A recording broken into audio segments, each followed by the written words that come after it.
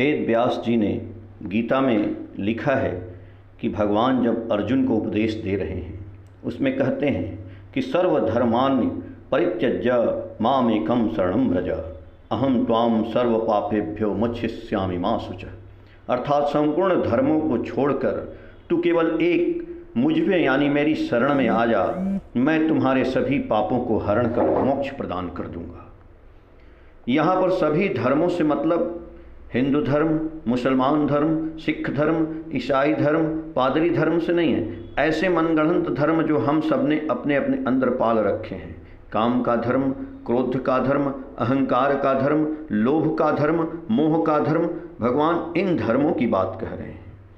क्योंकि देखा जाए तो जिन्हें हम धर्म कहते हैं, हिंदू, मुसलमान, सिख, ईसाई, यहूदी, ये सभी वास्तव में धर्म नहीं हैं, ये मत हैं। धर्म तो इन सब का एक ही है, सबको बचाना, अपने बचना। तो इस जीव जगत को बचाना, यही तो सभी मतों में कहा गया है।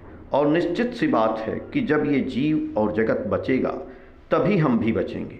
इसी जगत को तो ईश्वर की सत्ता बताई गई है और ये सत्ता सच्चिदानंदमय है, यानी कण कण में ईश्वर विद्यमान है। तो एक तरफ तो हम ईश्वर को मान रहे हैं, उनका पूजा पाठ, आराधना, व्रत और त्यौहार सब कुछ कर रहे हैं, पर उसी ईश्वर की सत्ता पर प्रतिघात भी कर रहे हैं। ये कैसे ईश्वर को मानना होगा? और वो इसलिए कर रहे हैं कि आज हमें पैसों की चाहत इतनी हो गई है कि ईश्वर की सत्ता, उनकी बातों से कुछ लेना देना ही नहीं है। इसीलिए भगवान कह रहे हैं कि तुमने अपने अंदर का जो लोभ है, जो लालच, घृणा, अहंकार, काम, क्रोध को पाल रखे हो, अच्छी बात है पालो, क्योंकि ये सभी ऊर्जा के स्रोत हैं। यही हमें शक्ति भी देते हैं। इन्हें हम बाहर नहीं निकाल सकते हैं, इन्हें हम छोड़ नहीं सकते हैं, इन्हें त्यागा नहीं जा सकता है। तो प्रश्न उठता है कि फिर भगवान ने कहा कि सर्वधर्मानि परित्यज्य, जब इन्हें त्यागा ही नहीं जा सकता है तो हम भगवान की शरण में कैसे जा सकते हैं? तो यहाँ पर त्यागने का मतलब है इनके गुणों को घुमा देना, इनकी शक्तियों को दूसरी तरफ लगा देना मात्र ही त्यागना है।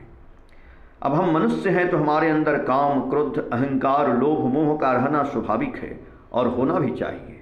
मैंने कहा ना, इनके अंदर बहुत ताकत है। क्रोध में इंसान बहुत बड़ा बड़ा काम कर देता है, लोभ में इंसान 50 किलो का चोर 100 किलो का सामान लेकर भाग सकता है। धृतराष्ट्र के पुत्र मोह ने तो भगवान के साथ महाभारत में युद्ध करवा दिया। तो बस ज़रूरत है इन शक्तियों को एक जगह केंद्रित करके दूसरी तरफ दिशा प्रदान कर देना। जैसे एक उत्तल लेंस से सूरज की किरणों को एक केंद्र में लाकर आग लगाया जा सकता है, उसी तरह इन सभी प्रवृत्तियों की शक्तियों को एक केंद्र में करके, दुनिया का ऐसा कोई काम नहीं है जो आप नहीं कर सकते हैं। जिन लोगों ने दुनिया में बड़ा से बड़ा काम किया या कर रहे हैं, उन्होंने अपने इन शक्तियों को एक जगह पर इकट्ठा किया जो इधर उधर बिखर गई थी। इन बिखरी शक्तियों को इकट्ठा करना ही त्याग कहा गया है। भगवान श्री रामकृष्ण परमहंस से एक भक्त ने पूछा कि भगवान, गीता का रहस्य, गीता का मतलब क्या है? परमहंस जी ने भक्त से बोला, तुम 10 बार गीता गीता बोलो, इसका रहस्य पता चल जाएगा। उसने 10 बार गीता गीता बोला। परमहंस ने पूछा, क्या समझ में आया? भक्त ने कहा कि गीता गीता बोलने से प्रभु त्यागी त्यागी निकलता है।